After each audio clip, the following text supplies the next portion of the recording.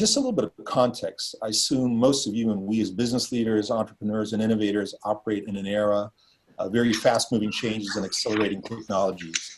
We're trying to figure out how exponential technologies like AI, blockchain, quantum computing, IoT, sensor economy, how they all impact and disrupt our business. And the more we understand the accelerating speed of the technology, we have to understand that it's not only just about when the impact, how the impact, really when the impact. Time is of the essence, and that very often reminds me of Shakespeare's quote where he says, better 3 hours too soon than 1 minute too late. Our today's speaker resource, Pascal Finet, has spent his career researching and understanding how technology trends, timing, and forecasting massively impact organizations and business models. So today he's going to share some of those insights. And on a side note, he's currently finalizing a new and highly anticipated book on organizations. That's a little extra YPO only experience, so we get to hear some of that and his insights before anyone else does.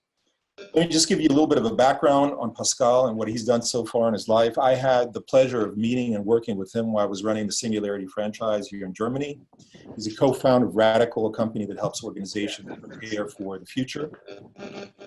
He's Singularity University's chair for entrepreneurship and open innovation. His past work has also included working for eBay's Platform Solutions Group. He led Mozilla's Open Innovation Lab. He, as a principal at Google Org, invested into multiple social impact organizations. He publishes a newsletter called The Heretic, which I strongly encourage that you subscribe. And he's also the author of The Heretic, Daily Therapeutics for Entrepreneurs. He's already spoken at numerous YPO occasions. Some of you probably also know him through the YPO Singularity program. And the most, I think, important thing about Pascal is that he's really, really passionate about this stuff. So without further ado, it is my distinct pleasure to introduce to you and hand over to my exponential friend and fellow German, Pascal Finet. Pascal, unfortunately, you can't hear the applause, so I'm going to give this for you. Take over. Thank you, Nikki. First of all, thank you all for joining. It's always a real incredibly honor and a pleasure to be together with YPOers. As a matter of fact, I was just with the YPO last week to do an interactive session on a similar topic like this.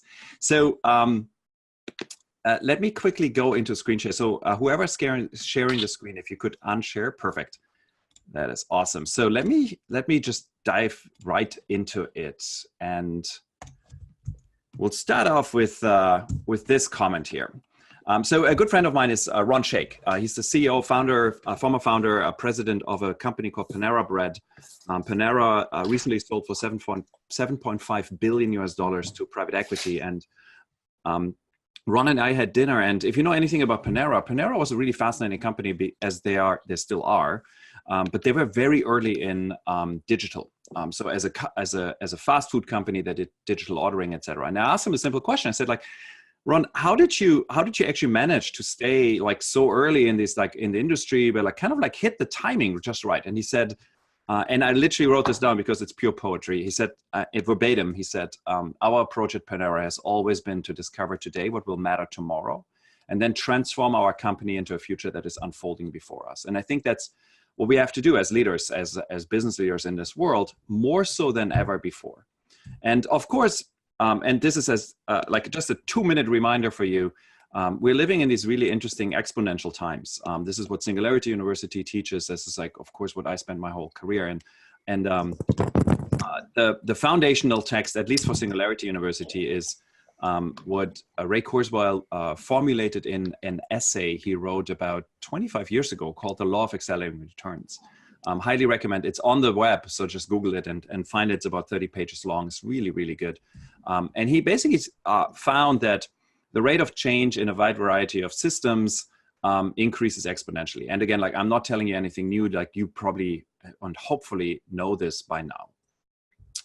So let me just point one thing out about this, which is the human fallacy in this whole game. So we know technology moves on an exponential curve. Computing is a good example. Computing, we know Moore's law, computing power doubles every 2 years. Despite the fact that Moore's law per se is coming to an end, we still see the outcomes of Moore's law happening at the same rate.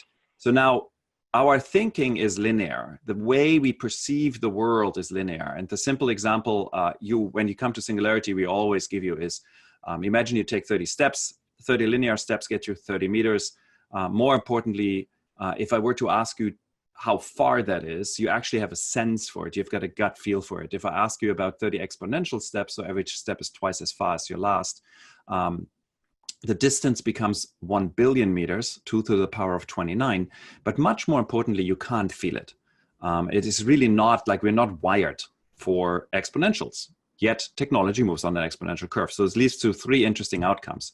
Phase number 1 is what we call disappointment. This is where technology isn't particularly great in its beginning and you're expecting it, you want it to be better. Google Glass, which came out about 6 years ago or so, is a really good example for that. But then technology, of course, gets better. And you get to this point where like the lines are crossing when Steve Jobs 12 years ago shows you the iPhone and the world understands suddenly, kind of like literally overnight, suddenly understands that everything has changed. Phones aren't phones anymore, they're little computers, and then get into chaos and amazement where you can't keep up with the changes. Now, here's the interesting question for us. Over and over and over again, and this is one of the pieces we are exploring in the book on the future of business, you hear and read about this notion that, oh my God, technology just like happened. It just came overnight. I just recently read a very interesting opinion piece about Tesla, the car company, by a very famous author. And he basically made this argument saying like, wow, Tesla just popped on this market and it just exploded. So as part of our research, we said like, that doesn't feel right. It's just not correct. Like Tesla in itself is a really old company. I remember seeing the first Tesla Roadsters like 10 years ago. So we got interested in this and thought about like, what does a model around this look like? Like, what is actually happening in the world? And what does this mean for business? So we developed this model we call the knowledge adoption curve. And as part of the research, we came across a really obscure old interview with Steve Jobs. And this is an interview Steve Jobs gave about a year after the iPod came out, so 2002. And they asked Steve a simple question. I said, Steve, you're such an incredible visionary. How did you come up with this notion that the iPod, like that this is the future of music? And how could you see this? And the short answer he gave is, you see the full interview here, but the short answer is, he said, like these technologies take quite a while to develop. And it takes quite a while for like these technologies to mature, and you have to pick just the right technology and then stay on that curve. So we got interested in this and we developed a model around this. So we said like, okay, so what does this mean? Like, how do you harvest this as a business leader? So we start out with 2 curves. And if you're familiar with the Gartner hype cycle, this is a very similar idea. And we're mapping out first, how excited is the market about a new technology? So kind of like, what's the hype look like? And what is the real adoption? What are people actually doing with the technology? And we identified 5 distinct time periods. Actually, there's a 6th time period, which is kind of like period 0.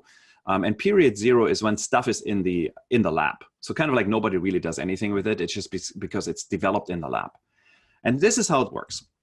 So the first phase is where the market gets really excited about the technology, but the adoption really isn't there. A good example for this is the blockchain and cryptocurrencies as a related subject. Until about a year ago, when you went to Singularity University, I had colleagues of mine stand on stage and basically tell you with a straight face that the blockchain is going to change everything. It's going to be the next internet. It's going to revolutionize everything. Money is over, and so on and so on. So there's clearly like a massive hype in there, like real hype, excitement. Of course, nobody's actually doing anything with it. Which leads us to phase number 2. Phase number 2 is the market starts to catch up with the fact that nobody actually knows how to do these things. And you have this like this interesting crashing. And I would argue that in the blockchain space, we're probably in phase number 2. So market basically it like understands that like, the hype was overexposed. The real use cases aren't there. And then you get into phase number 3, which is kind of like the nuclear winter. The market doesn't care about the technology anymore because it's disappointed. Companies are still investing into it and plugging away. And it takes quite a while, but then something interesting happens, because then you get to like phase number 4, and phase number 4 is the market clicks. Something happens in the market where the market suddenly, the adoption overnight explodes. And this is where you get the notion from this, you know, when you read the newspapers or blogs or something where people say, oh my God, this technology came overnight. And then you get into the last phase, which is kind of like the stability phase. So the first question we asked ourselves was this: what does the timing of these things actually look like? And when you look into the timing, you'll find that the first couple phases, so the phase until the market really tips and clicks, they take years to develop, literally years, sometimes decades to develop. But here's the interesting insight. Once the technology clicks, once the market is ready, you only have 6 to 12 months. So the market's like they're flipping overnight. And that leads to an interesting outcome, which is that you have to get your timing right. Here's an interesting example. So the blockchain, right? We talked about the blockchain. The first notion of the blockchain as we know it today was, of course, the Satoshi Nakamoto Bitcoin paper, which came out in October 2009. So the blockchain is already about a 10-year-old technology. You think about something like gene editing. There's a technology called CRISPR-Cas9, which is making the rounds everywhere. If you're in the space, you hear it everywhere. The first notion of CRISPR-Cas9, which is now the hot thing, we found in 2005. So the first papers around CRISPR-Cas9 were written in 2005. So it took 14 years for that technology to explode on the market. If you think about the web, the modern web, what we would call Web 2.0, came out in around 2004. The first piece, the core piece of technology, which is something called AJAX, was developed by Microsoft and released by Microsoft in March 1999. It took us 5 years to get a grip on the technology to then create this new way of creating websites. And for everyone who's familiar with what's happening in Latin America, we do a lot of business in Latin America. In Latin America is a company called Rappi. This is the first real unicorn you have in Latin America. It comes out of Colombia. What Rappi does is it's a little bit like an Uber Eats or something. They basically give you access. They kind of deliver anything, products, services, food, whatever you want, you get. Huge company. Their company is effectively just a copy of a company called Cosmo.com, which was in New York in March 1998. So sometimes the timing takes literally 20 years. So that leads us to the first interesting insight, I think. So first one is, it takes time. It actually takes time for these technologies to mature. But once the technology hits, you have no time, which makes timing so crucial, like figuring out like what does the timing look like. So with that insight, we asked ourselves a question, okay, so what does timing actually look like? What makes the market click? And we believe there's two pieces to this. The first one is this. If you take these curves and you now map into this curve something we call the knowledge curve. So knowledge is, what does the market, what does the technologists, the companies, the entrepreneurs actually know about how to use the specific technology? That is roughly an S curve. So it kind of like grows over time and then it flattens out at the end. And there's a magic point in that S curve where a market in a specific use case knows enough on how to use the technology. Now here's the important piece about this, which we find relevant for companies, which is, if you want to time towards the market, of course, you don't want to invest early because that's when you flame out. That's where you're like basically like just riding the hype. This is all our friends who bought Bitcoin at $20,000 and are now pretty sorry for themselves. Now, what you want to do is you want to continuously stay on this curve. And we call this applied knowledge for a very specific reason. We believe that, and we advise our customers on this, that if you don't stay on this curve and you keep updating yourself on this curve and do this by actually executing, by actually doing some work in this space, you are, when the market hits, you don't have enough muscle memory in your company to make this work. So classic challenge we have with particular large companies is one of two responses I get from them. The first is they say, well, we invested too early. Now that, again, like I think companies are starting to get smarter about this and they don't do this anymore, which is great. The second one is, and I hear this over and over and over again, is people tell me, companies tell me, well, we're a fast follower. We're waiting for the market to mature and then we invest. And that is in theory a good idea. in practicality, the challenge is that these markets develop so fast, they click into space so fast that when you get close to phase number 4, you don't have enough muscle memory in your company, you don't have enough people trained on how to actually use the technology, you're too late.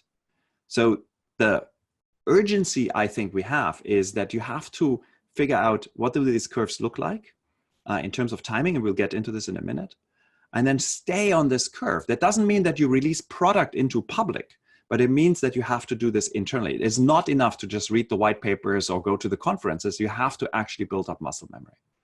So with that being said, we looked at these curves and said, okay, so if that is all true, what is it that makes the market click outside? Is there anything else outside of just knowledge? And we found another component. The Germans have a beautiful word. It's called Gestalt. It comes out of literacy. And the idea of Gestalt is to look at something holistically, like really look at it like 360 degrees up and down, etc. And what you'll find is in most markets, in most technologies, in most use cases, there is factors which are independent of the actual technology, which either enable or prevent a technology from being adopted, a technology from popping into market.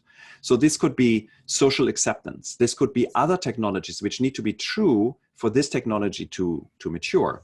It could be regulation, for example. I give you an example out of the blockchain space as we are talking about the blockchain.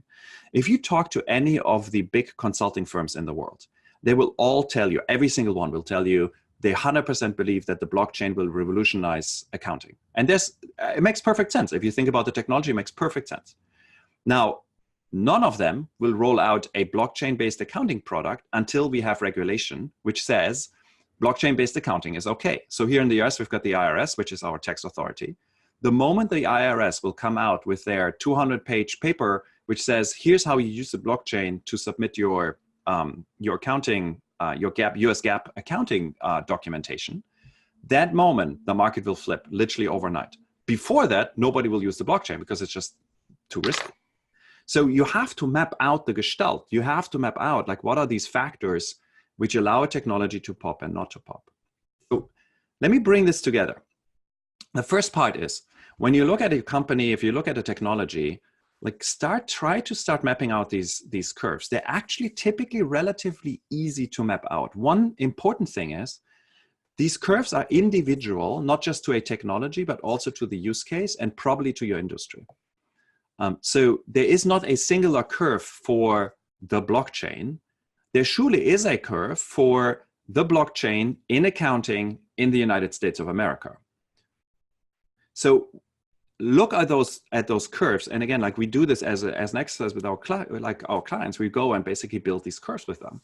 And then we say, okay, so what does it mean we need to do in terms of like staying on that curve? Like, what is it like? What is the internal investment for us to do?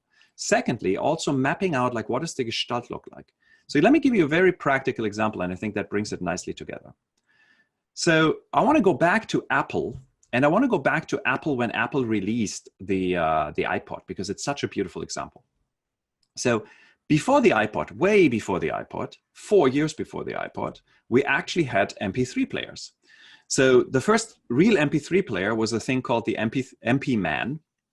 And the MP Man was a product. If you were, like in the market at the time, was hyped because everybody was like looking at this product and seeing the clear advantages you have with a digital music player over what was the common practice at that time, which was literally Walkmans, cassette tapes, or Discmans, which are CDs. Now, the challenge with the MP Man was this: the memory of this device was so small that you could only store about 30 to 50 songs on there in relatively poor quality. So very quickly, the market caught up. This was 1997, by the way. Quickly, the market caught up and said, this is not going to be good. Now, here's what Apple did. Apple looked at this and asked themselves a very powerful question. And this is the very same question Google X asks themselves every single time they start a new project, which is, can you envision a future where this isn't true? Can you envision a future where you will not have a digital music player?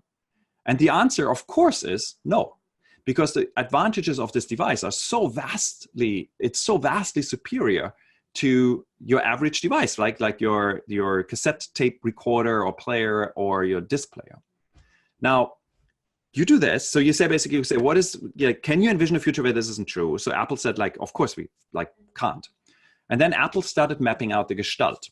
So Apple said, what needs to be true for this thing to actually be successful? And they found largely two factors. They said, you need to have more storage. So you need to get, 500 to 1,000 songs on there, which is roughly the average size of a, like your typical CD collection, at least your favorite CD collection.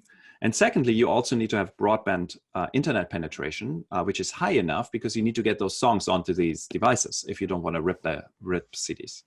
So with that in mind, they started moving along the knowledge adoption curve. They said, okay, so now let's start building a couple prototypes. Again, they never released a product here, but they started building prototypes. So their first prototype was, they built an MP3 player, and what you're seeing here is an actual prototype. They built an MP3 player where they took a normal hard drive from a computer as the storage medium. Now, you would never build this as a final product because the MP3 player is like heavy. It's like, like a kilo. You would never use this. But it taught them a lot about like, what does it actually mean to build these devices? And an interesting insight emerged, which is the moment you have 1,000 songs, you need to have a different user interface. Because the old user interface was basically a forward and a backward button.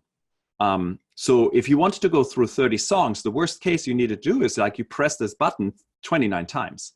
Now, if you have 1,000 songs, that doesn't work anymore because you will not want to go. If you want to listen to ZZ Top, you don't press the button 900 times. It's just not happening. So what Apple found by being on this knowledge adoption curve is they found this interesting challenge, which is we need to figure out how to build a user interface. And of course, that led them to acquire a patent and a technology which led to the click wheel. Now, they still needed to have the hard drive. What happened is, this is well documented, the chief buyer for Apple at the time went to Toshiba, and Toshiba showed them a hard drive which was 1 inch in size and had 5 gigabytes of storage. And Toshiba had no idea what to do with it because it was too small in terms of storage to do anything useful with it in terms of like putting into a laptop or something. Now, of course, the Apple people, because they were on this curve, had all this knowledge. They knew exactly what they were looking for. So the Apple buyer went to Toshiba and said, this is an interesting device. Let me buy it from you. And oh, by the way, I'm going to buy exclusively every single drive you make for the next 3 years.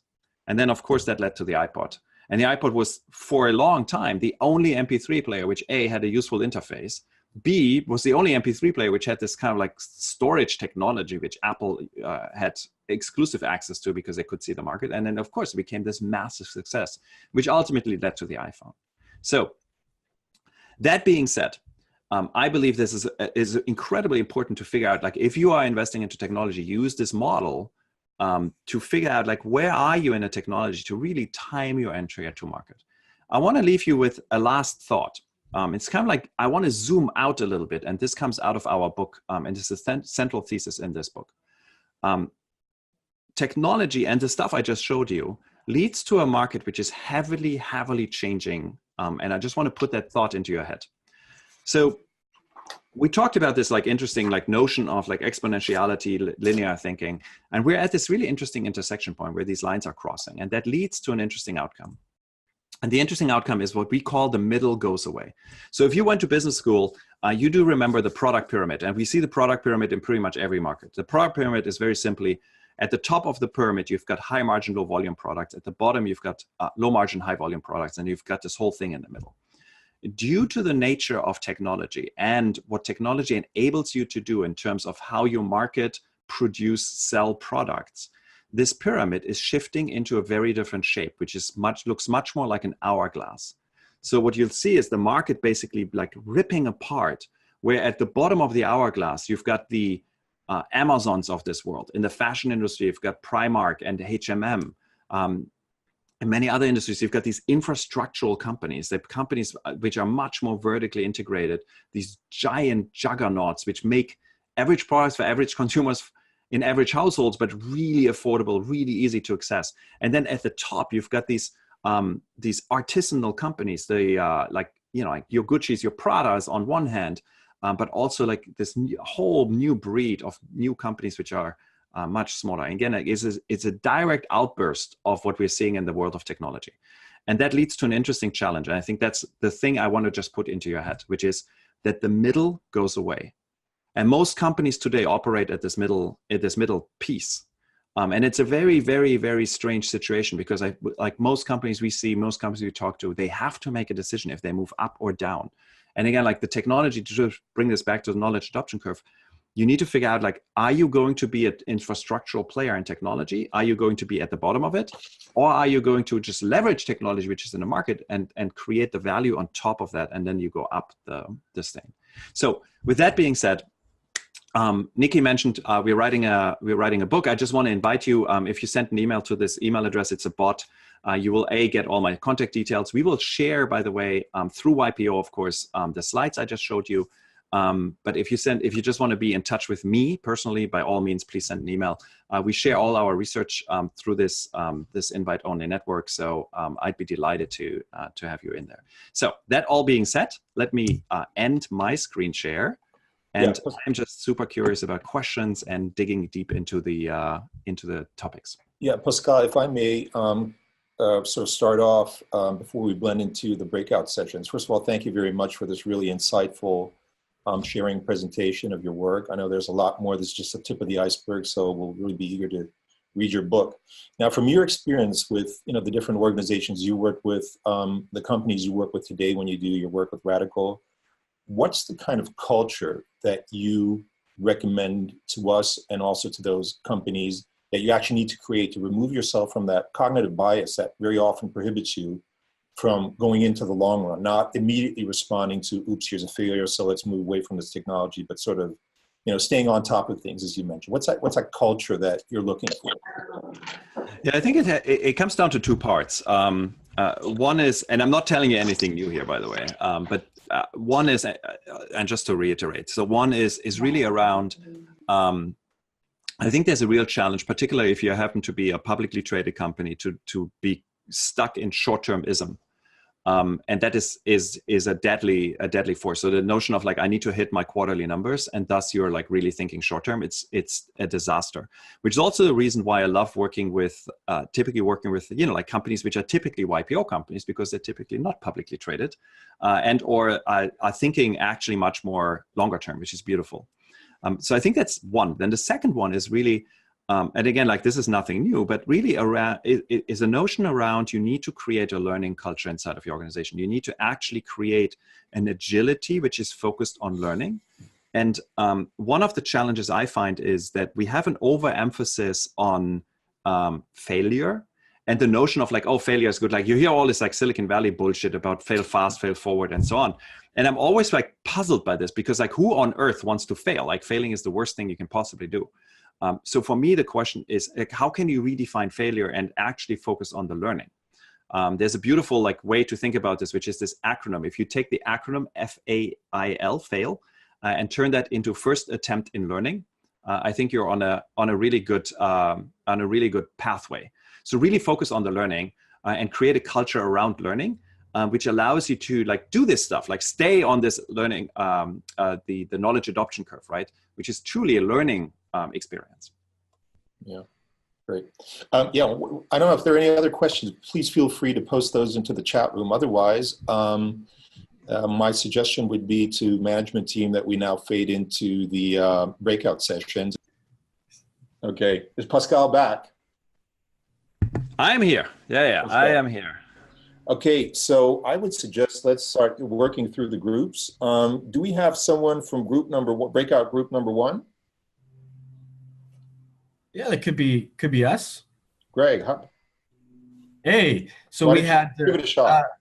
Thank you. So some of the conversations we were actually in with Pascal and Carlos and Cesar, and so Carlos is in the retail health, has retail health stores, and one of the questions we kind of alluded to, well, how do you apply sensory data to retail customers?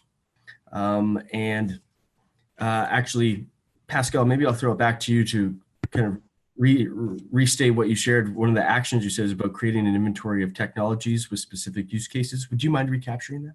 Yeah, absolutely. So the very short version of this is we talked about like what is kind of like your like very practical first step, particularly if you're probably not like super deep in technology today. And the recommendation I made was look at your industry, look at your company, and start doing create an inventory of all the specific technologies and the specific use cases you see today, and do so with like either colleagues and or people in your network and adjacent industries, etc. So the idea is to like create the inventory and not just like say, oh, we know AI will play a role, but like literally say in the retail space, for example, AI for tracking customers using facial recognition. And then when you have that inventory, you can then just basically like just do a quick look through and say which of those technologies or which of those changes are actually like kind of real today, which are real tomorrow, which are probably a little further out. So you get a bit of like your timeline mapping. And then the last step is to figure out which of those do you care particularly about because they have a material impact on your business, because lots of them will not have a material impact on your business, and figure those out. And then once you have those, then you can like dig into and say, okay, so what is it I need to do or can do to stay on the curve, to like really like make some strategic investments in figuring out how do I leverage this particular technology for my company and for my organization. Great, thanks, Pascal. So in the spirit of time, let's move on to group number 2. Do we have a reporter, a moderator from group number 2?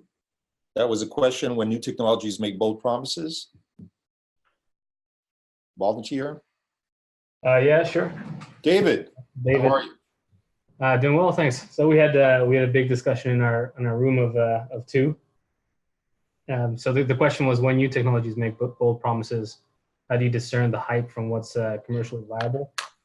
And we talked about two items here. One was the use of 3D goggles and the 3D model, where you can use it as a commercial tool, which my company played around with, or we're still playing around with. And the other one was the use of Hadoop for analytical functions, which was Yaniv's company. For 3D goggles, the way that we thought about it was to first get expert opinions, see what they think, if it's going to be viable for different parts of our company. When the answer was yes from that group, then we started experimenting in small scale. Those experimentations in small scale gave us a choice after a while, which is either use and you can scale up, or discover the hurdles and then ask if those hurdles will be there in the future. Is it worth sticking with the technology, or was this a good attempt and first attempt in learning, which I also really like, by the way. Yeah, Pascal, that sounds like a role model of what you were talking about. Yeah, right. What are your thoughts on that? It's awesome. It's amazing. Yeah, totally. I love this.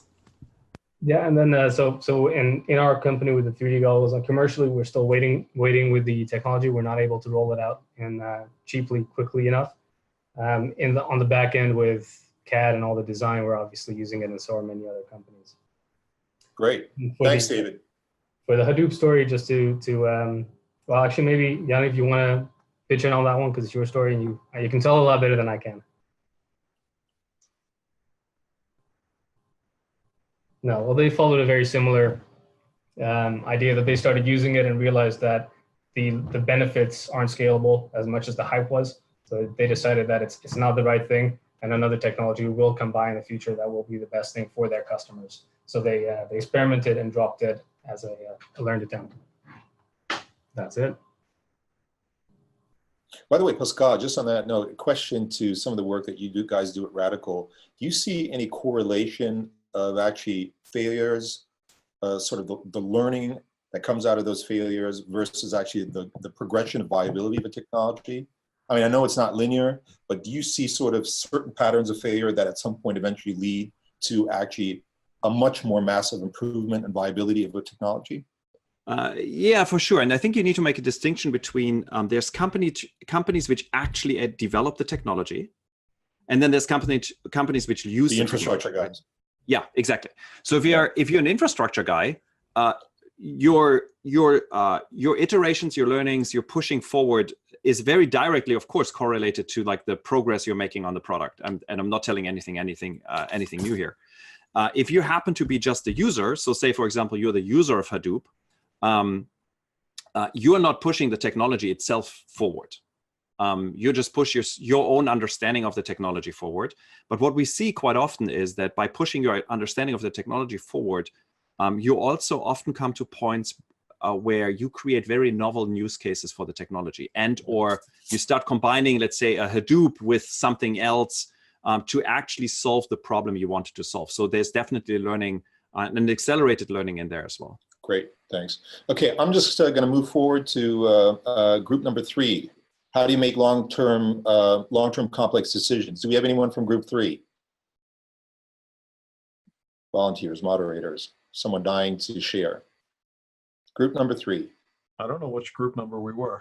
Do you remember your question? How do you make long-term complex decisions? What changes will you consider adopting since learning about the knowledge adoption curve?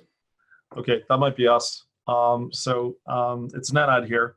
So basically, I think we're just, like you said, plotting it out on the curve and also seeing how ready that business was to make an impact on our business. And James, who owns a bunch of restaurants, made the comparison of using delivery services like Uber Eats, Deliveroo, et cetera, and how actually these businesses have now become very important to him and his business, and actually account a lot of revenue. So, but initially, obviously, it didn't work, but today it obviously does. And then looking at where that's going from now. So I think it really just comes at looking at that curve actually and seeing where things are, and then being able to stay abreast, like you said. And I guess that it'd be interesting to hear Pascal about, you know, your recommendation for keeping the muscles flexed or warm to really make sure you stay on top of it, because as you said, things take a long time, but once they do get going, they move fast. Yeah. Yeah, absolutely. And I love the example, by the way, with the restaurants, because I think the logical consequence, and by the way, we see this already, and I'm surely not telling you anything new here, but we see now restaurants which actually don't have a physical presence anymore. Yeah. Which is they're only like their kitchen only produces for delivery services, and thus they operate with a different cost structure and are more competitive, yada, yada, yada. So to your point about like, how do you actually keep the muscle warm is, of course, it depends a little bit on the technology or space you're looking at. But I would really recommend like try to figure out like how can you create very cheap, easy to run experiments. Because it leads to this old saying, which is that action leads to insight way more often than insight leads to action.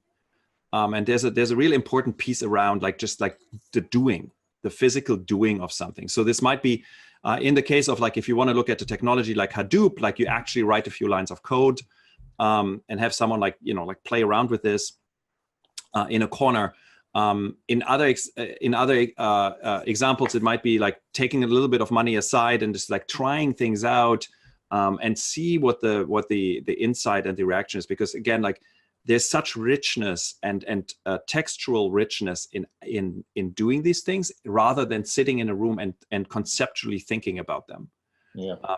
So for me, like the recommendation is always like, you know, like, and of course, like you guys are all entrepreneurs, which is great because when I tell this to Fortune 500, they always wins, because the last thing a Fortune 500 wants to do is like, you know, like roll up their sleeves and actually do something other than sit in a nice meeting room. But I think just getting out there is really important. Great, thanks, Pascal. So I'm going to move over to the last group, which was actually the group that I was in, unless I forgot anyone else. And our question was, how do we actually understand the belief system and patterns in our own organization and actually in our own minds?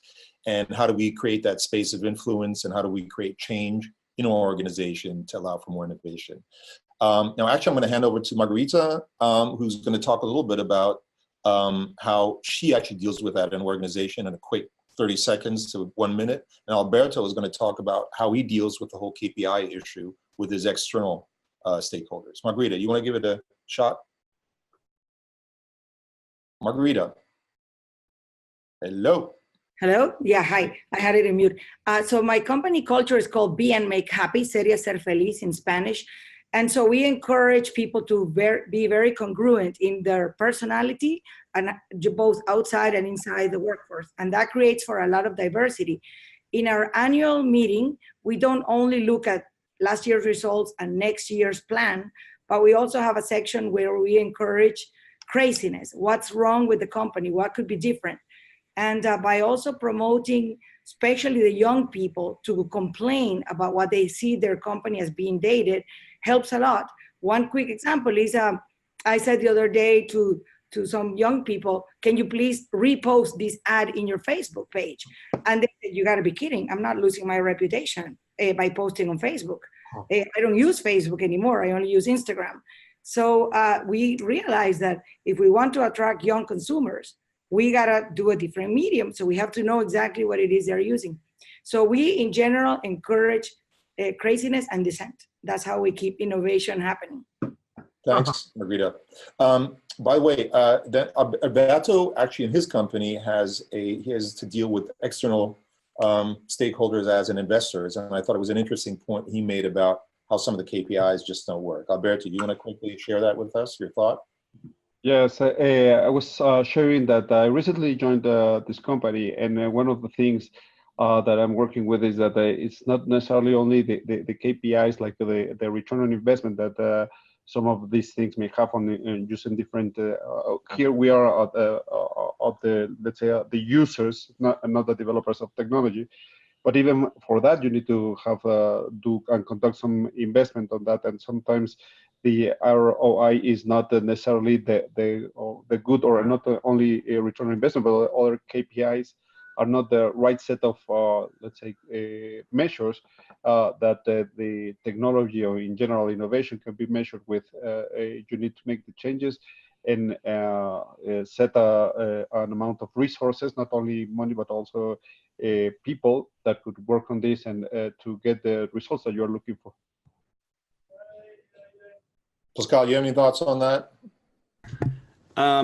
Yeah, we can spend the next 2 hours talking about KPIs. It's like one of the soapboxes I stand on, because I think most of the KPIs, not most, but there's a good chunk of KPIs we're using which actually lead to the wrong outcomes. Yeah. So 100% agree. I think there's a real important thing in there, which is like stepping back and like figuring out like, and even if you have two sets of KPIs where you say like, well, here's the KPIs we need for, you know, the investors, the financial markets, whatever.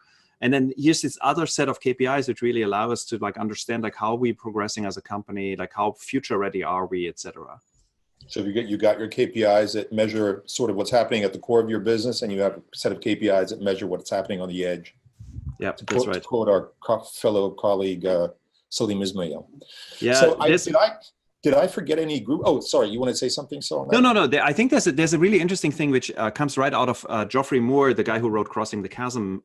So he developed this model or extended the model of the three time horizons, right? So you've got time horizon 1 is today, time horizon 3 is R&D that's out there 10 years, and then time horizon 2 is the in between. And he makes an interesting point. He says that most companies struggle with the fact that they bring something into time horizon 2, which is kind of like you need to do it. It's like 2 years out, like you start working on it. But then you apply the KPIs from time horizon 1 to time horizon 2. So the time horizon 1 people come and say, like the here and now people, right, say, when do you make $10 million with this? And the time horizon 2 people say, we don't know. It's a new market, like, right? And that kills most projects, which is crazy. Yeah. This goes to your point about the KPIs. And I think there's a piece in there where you need to be super clear about like, what is the KPI for the core, right? And what's the KPI for the edge? Great. Thanks. Okay, unless I've forgotten anyone, I would actually like to wrap this session up before I hand over finally on sort of the little protocol for follow-up for Daria. I want to thank everyone for joining and whoever stayed on board. I hope you enjoyed this interactive session. I think it's an amazing sort of example of what we'll be seeing more in the future. This was sort of a prototype and first run, so apologies for any hiccups, but I do think it does allow us to get the experience of listening to an amazing speaker, not having to travel all the way to Silicon Valley, at the same time have this one-on-one YPO sharing experience. And of course, Pascal, my thanks to you for being part of this. You nailed it as always, and I hope we'll be seeing you again soon. Thank you everybody for taking part in the session. Will I hand over to Timothy or to Daria? Thank you, Nicolaus. It's Daria, and I would like to thank you again for championing this virtual learning session and Pascal, our resource today. And the recording of this main session, of course, you have your discussions forum style. The main session will be on the Source multimedia platform by YPO. It will be available within 24 hours from now, as well as the slides from Pascal. We will share that in the email follow-up with all of the members who registered for today's call.